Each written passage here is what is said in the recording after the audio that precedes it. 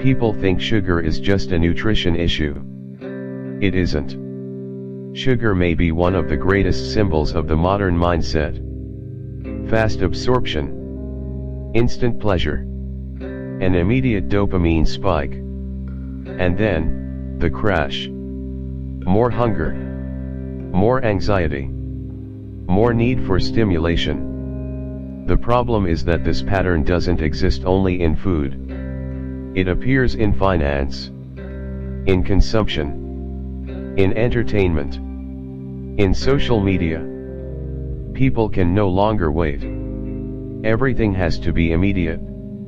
Instant food, instant delivery, instant entertainment, instant validation. Even music became shorter, faster, more artificial.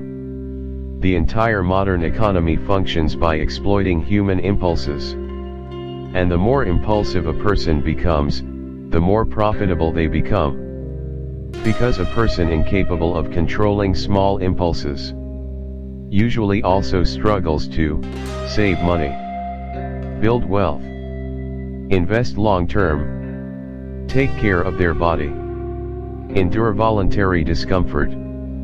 Sugar doesn't only damage metabolism, it reinforces a mental pattern. The same pattern that leads people to buy things they don't need, seek constant entertainment, and trade the future for small immediate rewards.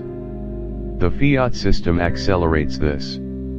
Inflation slowly destroys the idea of saving. Holding money loses meaning. Consuming now starts to feel rational. Immediacy stops being just a behavior and becomes culture. But strong human beings have always been built the same way: sacrifice, discipline, delayed gratification, low time preference, the ability to endure discomfort today, to build freedom tomorrow. Because sovereignty begins the moment you stop obeying every impulse. The brain does not separate behaviors the way people imagine. Impulsiveness does not appear only in food. It spreads. A person accustomed to seeking immediate rewards in one area of life usually begins repeating the same pattern everywhere else. The same mechanism constantly searching for sugar also searches for impulsive purchases, constant entertainment, infinite stimulation, quick pleasure, emotional relief. Because the brain learns patterns. It learns that discomfort must be eliminated immediately. Hungry fast delivery. Bored short videos. Anxious buy something. Lonely more stimulation. More distraction. More dopamine. Modern society calls this convenience. But often it is simply an inability to tolerate small amounts of discomfort. And this inevitably begins to appear in financial behavior. Because building wealth requires the exact opposite of impulsiveness. It requires patience. It requires delayed gratification. It requires accepting that real results are slow. Saving money is slow. Investing is slow. Building a strong body is slow. Learning a skill is slow. Everything with lasting value takes time. But a mind conditioned by instant rewards begins to see long processes as suffering. And so people start searching for shortcuts to everything. Fast money. Fast results. Infinite entertainment. Constant consumption. The logic is always the same: feel something now, even if the price is the future. Maybe that's why so many people live trapped in predictable financial cycles. They make money. They spend immediately. They feel anxiety. They consume immediately. They feel emptiness. They buy immediately. Because modern consumption is rarely about necessity. Most of the time, it is emotional regulation. And the market understands this perfectly. That's why almost all modern advertising sells emotional states.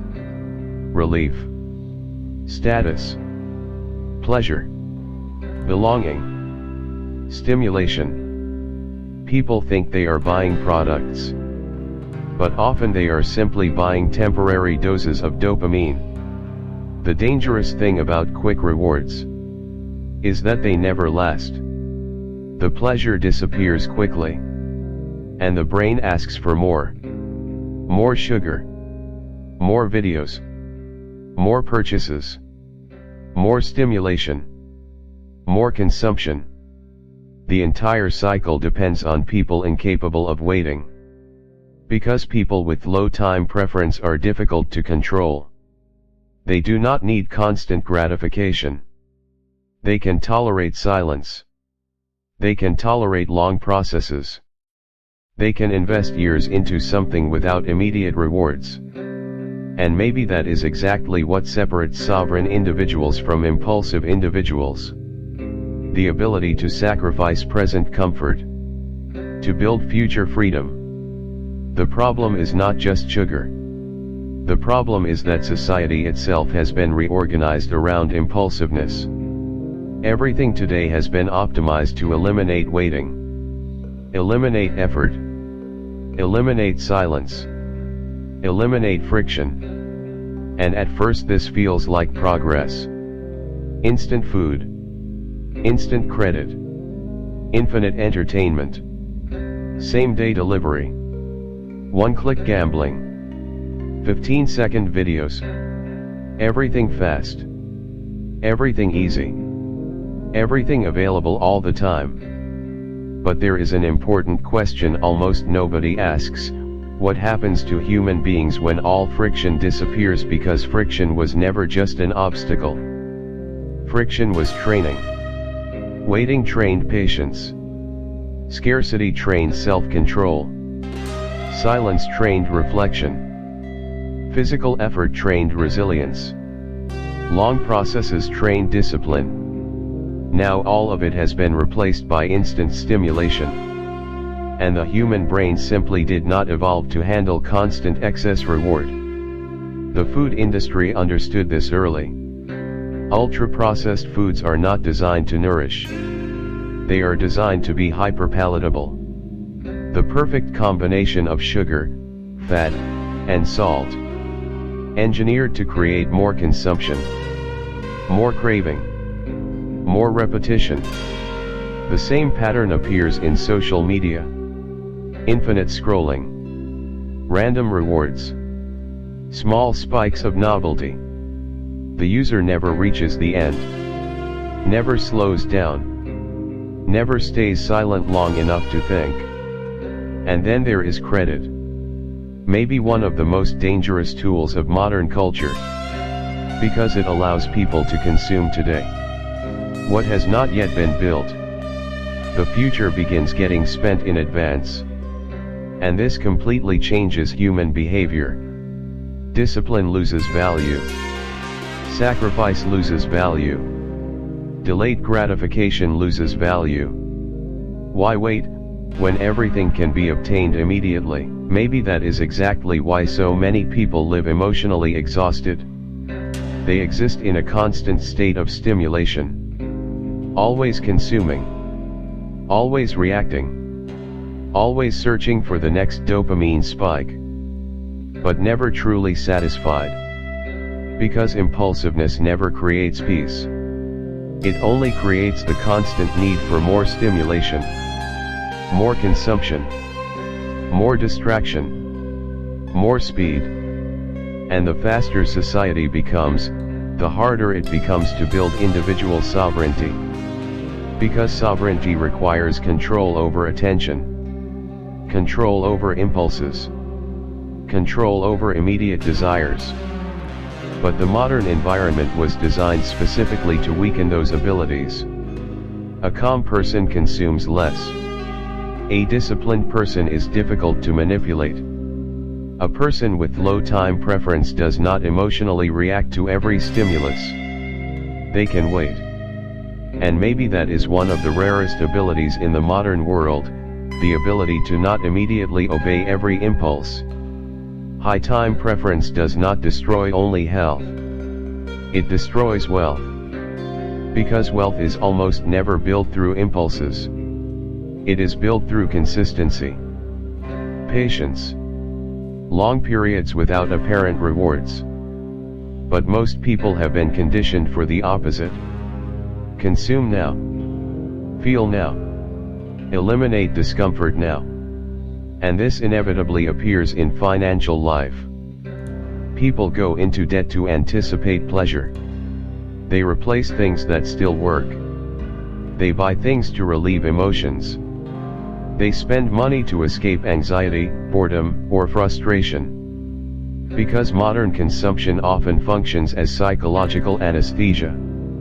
And maybe the most dangerous aspect of this is the inability to think long-term. Very few people can simply wait. Wait years while building wealth. Wait decades while accumulating value. Wait without needing constant validation. The modern brain lost tolerance for slow processes. And that is exactly why so many people panic during difficult financial moments. Emotionally selling investments. Making impulsive decisions. Reacting to short-term fear. Because people with high time preference live emotionally trapped in the present. And a person trapped in the present rarely builds future freedom. Strong civilizations always understood this. Great constructions require long-term thinking. Strong families require long-term thinking. Wealth requires long-term thinking. Everything that survives time is built slowly.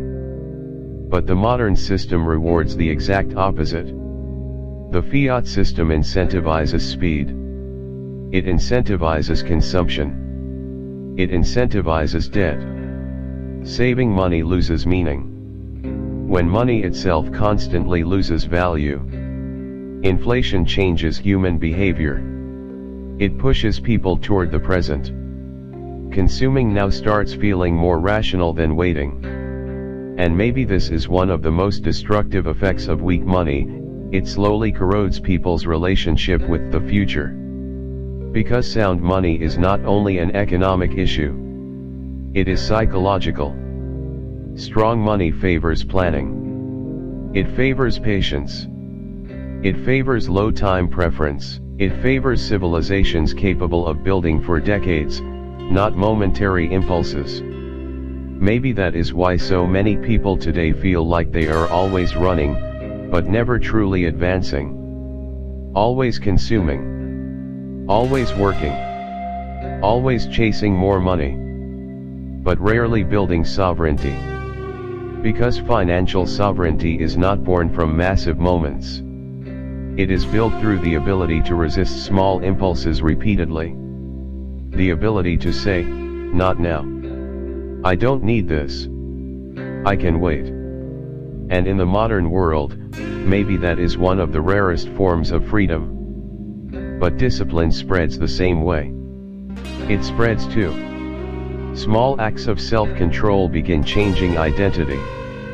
Not because avoiding sugar is magical. But because every time a person resists an impulse, they are teaching something to their own brain.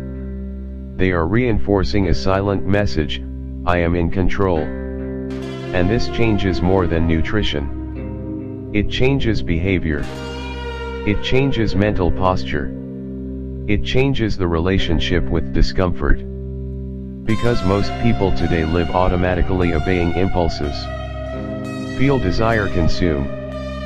Feel anxiety, instant distraction. Feel boredom, more stimulation. More screens.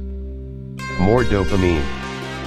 But when a person intentionally begins denying small instant rewards, something starts happening. They recover agency. They recover command over themselves. Voluntary discomfort begins rebuilding psychological capacities that had fallen asleep. The ability to wait. The ability to tolerate discomfort. The ability to remain calm without constant stimulation. And maybe that is why ancient disciplines always valued simple practices of self-control. fasting, silence, physical training, repetitive routines, voluntary sacrifice. Not because suffering is virtuous, but because human beings without self-control become fragile.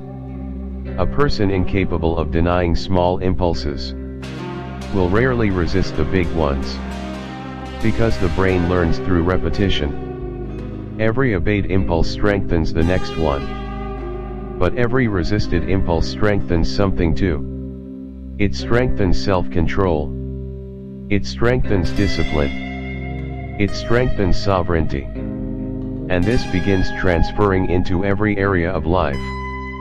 The person spends less impulsively, begins thinking more long-term, begins tolerating slow processes, begins building consistency. Because discipline is rarely born from heroic decisions. It is born from small silent refusals repeated daily. Maybe that is why strong individuals often have simple habits. Simple food, consistent training, stable routines, little noise, little impulsiveness. They understand something modern society seems to have forgotten: freedom does not mean obeying every desire.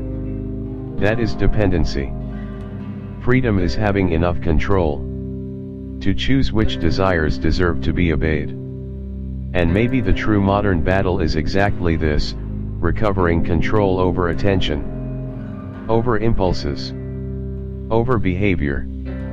Because every time you resist an immediate reward, you are teaching your brain who is truly in command. But maybe the solution is not permanent deprivation. The problem is not the dessert itself. The problem is living trapped in empty repeated stimulation. There is a difference between sharing cake at your child's birthday and eating sugar alone every night, just to anesthetize anxiety. There is a difference between conscious pleasure and automatic impulses. Maybe the first step is simply beginning to observe. Observe how many decisions are truly choices, and how many are merely conditioning. Because self-control is not born from radical overnight changes. It is born from small repeated decisions. Replacing artificial stimulation with real rewards. Real food. Real training. Real building. Real relationships. Slow processes. Slow results. At first the brain resists, because it has been conditioned for speed. But slowly something begins changing. Taste changes. The relationship with silence changes. Tolerance for discomfort changes.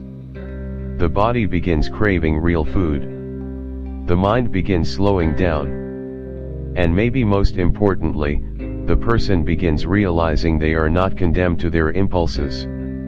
Because self-control also functions through conditioning. The more you practice it, the more natural it becomes. And slowly, the brain relearns something the modern world tried to erase: that the deepest rewards in life almost always arrive slowly. Maybe that is why so many people today feel a constant emptiness. There has never been so much comfort, so much convenience, so much entertainment, so much stimulation. And at the same time, there has never been so much anxiety, so much distraction, so much inability to remain in silence. Because the problem was never only sugar, never only money, never only dopamine.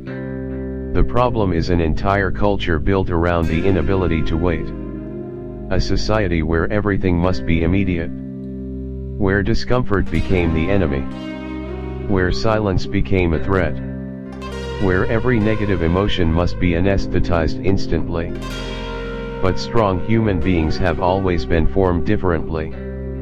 Through sacrifice, discipline, delayed gratification, long periods without rewards, voluntary discomfort, the ability to build slowly.